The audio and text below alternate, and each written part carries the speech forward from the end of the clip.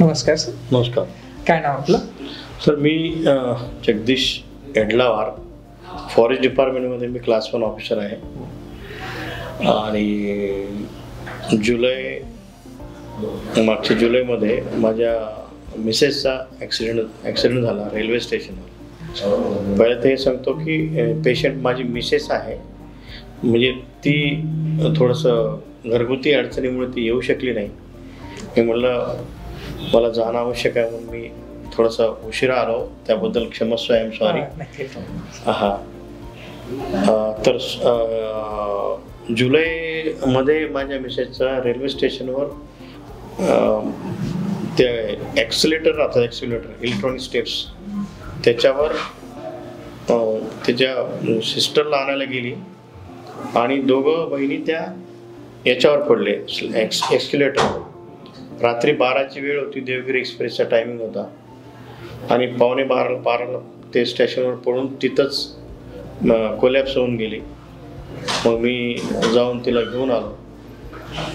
तिथं घेऊन येणं म्हणजे ते काही चालण्यासारखी परिस्थिती नव्हती. उजवा जो गुडघा आहे तो बराच रप्चर झालेला होता, त्याच्यामुळं आम्ही तिथून तिला याच्यावर उचलून आपल्या व्हीलचेअरवर उचलून टायमिंग बाजूच्या हॉस्पिटलला दाखवलं सिटीला. मग तिथे माझे जे फॅमिली डॉक्टर शर्मा म्हणून आहेत, त्यांना फोन केला, सर असं असं झालेलं आहे. तर त्यांनी म्हटलं की कमल बजाज हॉस्पिटल में आओ, डॉक्टर सुबोध इज देअर. तर असं त्यांनी सरांचं नाव सांगितलं. तर मी म्हटलं बाबा चांगलं बघा, कारण नाही बोले माझ्या विश्वासावर या, डॉक्टर सुबोध सर तिथं आहे. नाहीतर म्हणलं सर तुम्ही टायमिंग, मी नाहीतर पुन्हा जवळच आहे, पुण्याला जाऊ शकतो म्हणलं पटकन, तुम्ही पहिले दाखवून तर घ्या म्हणे, माझ्या हॉस्पिटलला तुम्ही या, त्यांना दाखवा. मग तिथे आल्यावर कॅज्युलिटीमध्ये बेड झाली, हॉस्पिटलमध्ये आलो, म्हणजे मध्ये याच्यामध्ये रूममध्ये गेलो. मग सर येऊन पहिल्यांदा पाहिल्यावर सर म्हटले की एक, कारण त्यांना डायबिटिक पण होता, ते म्हणजे जो वयाने 54-55 वर्ष आहे. तर या ऑपरेशन तर आपल्याला करावंच लागणार आहे, परंतु तात्काळ करता येत नाही, डायबिटिक वगैरे असल्यामुळे. ते पण 2 दिवस आपल्याला ट्रीटमेंट द्यावं लागेल. 2 दिवस त्यांनी अंडर ट्रीटमेंट ठेवून मग ठीक आहे म्हणलं ऑपरेशन. मग ऑपरेशनच्या वेळेस सरांना विचारलं की ऑपरेशन करू, पण आहे का तसं गॅरंटी वगैरे चालेल. ते म्हणलं तुम्हाला 3 महिन्यामध्ये मी पेशंटला बिलकुल चालायला लावतो. परिस्थिती अशी होती की ते आम्हाला वाटत होतं आता परमनंटली पाय गेला आणि आता काही उपाय नाही. पण सर म्हटले की 3 महिन्यामध्ये मी गॅरंटी देतो. म्हणले 3 महिन्यामध्ये हे पेशंट चालू शकेल. आणि दुसऱ्या माझ्या 2-3 मित्रांना पण, डॉक्टर मित्रांना विचारलं, ते म्हणले बिलकुल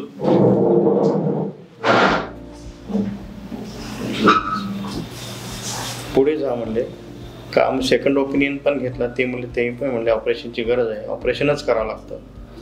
मग आम्ही ऑपरेशनचा निर्णय घेतला. 3ऱ्या दिवशी जुलैच्या 20-21 तारखेला ऑपरेशन केलं सरांनी. तो ऑपरेशन जवळपास 3 ते 4 तास ऑपरेशन चाललं.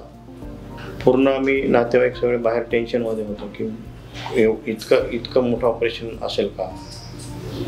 पण शेवटी वाट पाहिल्याशिवाय आपल्याकडे इलाज नसतो पेशंटला किंवा नातेवाईकांना. ऑपरेशन होऊन जेव्हा बाहेर आले, सरसुद्धा म्हणले आता तुम्ही पाहू शकता. तेव्हा मी पहिल्यांदा मिसेसला भेटायला गेलो, तर ती शी वॉज ओके आणि ती बघत होती, नो प्रॉब्लेम.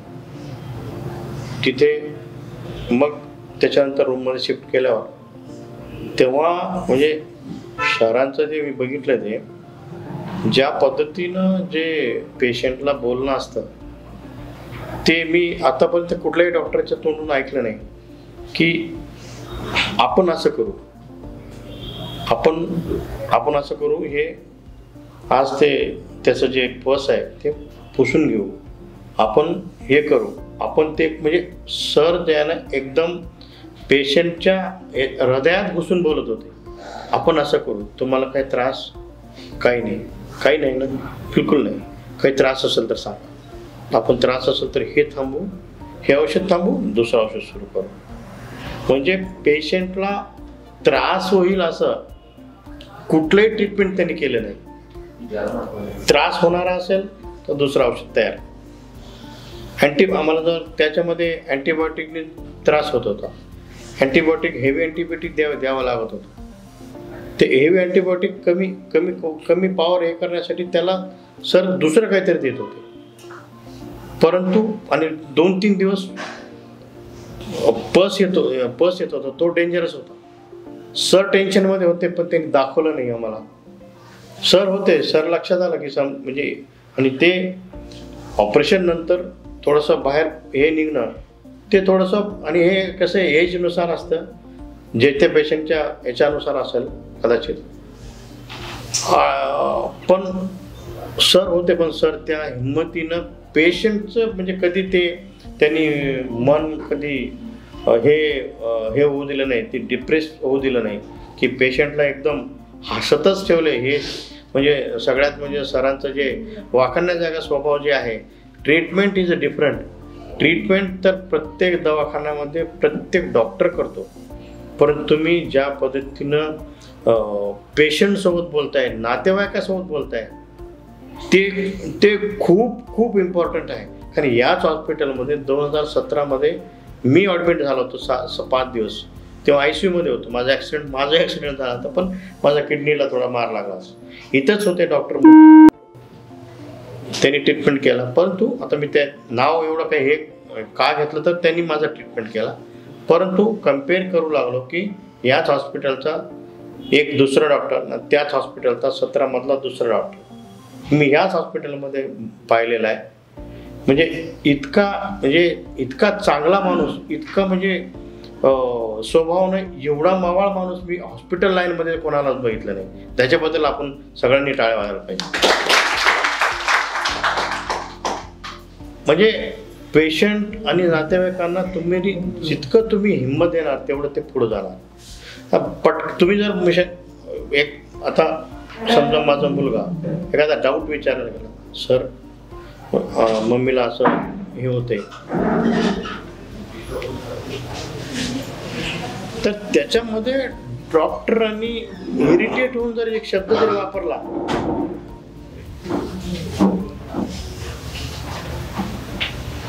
डॉक्टरांनी इरिटेट होऊन एखादा शब्द जर वापरला, तर तुम्ही मुलगा जवान मुलं आहे, एकदा तरी म्हटलं, हो तुम्ही असं बार बार विचारू नका, असं जर म्हटलं, त्याला वाईट वाटत. डॉक्टर हे काय म्हणजे असं थोडंच आहे, आम्ही अडचण आहे म्हणून बोलतो, आमच्या भावना, आमची मम्मी आहे म्हणून आम्ही डॉक्टरांना बोलतो, सर थोडंसं मला डाऊट विचारायचं आहे, थोडं तिला त्रास होते. हे विचारल्यावर त्यांना जे रिॲक्शन डॉक्टरांचं असते ते प्रत्येक डॉक्टरांमध्ये डॉक्टर सुबोध सोळंकेसारख्या डॉक्टरांचं नसतं. ज्या पद्धतीनं ते बोलतात काही हरकत नाही, मी पाहतो, काही विचारलं नो प्रॉब्लेम, तुम्ही बिंदास सांगा मला, जेव्हा कधी अडचण येईल तेव्हा तुम्ही कधीही सांगा, मी तुमच्यासाठी कधी तयार आहे. म्हणजे या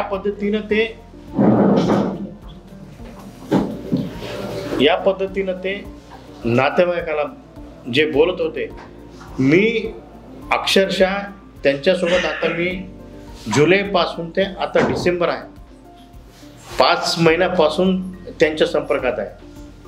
पण डॉक्टर कधीही मला वाटले नाही की हे फार म्हणजे थोडंसं अरे असंच असतात डॉक्टर, अशा माझ्या बोलण्यातून कधीच आलेलं नाही, माझ्या तोंडातून कधी निघालेलं नाही. इव्हन मी असं शेकडो मोठ्या भाषणात सुद्धा सांगू शकतो की डॉक्टर लाईनमध्ये नाही तर तुम्ही 2दा जर एक डाऊट विचारले तर तिसऱ्या डॉक्टर द्यायच्या वेळेस डॉक्टर बिलकुल तुम्हाला म्हणणार, तुम्ही प्लीज असं तुम्ही मला बार बार असं फोन करू नका, कारण मी कामात राहतो असं म्हणलं तरी एकतर आपणच, मी तर माझ्यासारखा माणूस तर मीच फार हुशारीनं फोन करत होतो, पण तेवढं प्रिकॉशन आपण घेऊन सुद्धा डॉक्टर सुद्धा जसं बोलले तर आपण त्याच्यानंतर डॉक्टरांना आपण कधी फोन करत नाही, माझ्यासारखा माणूस तर नाही करत.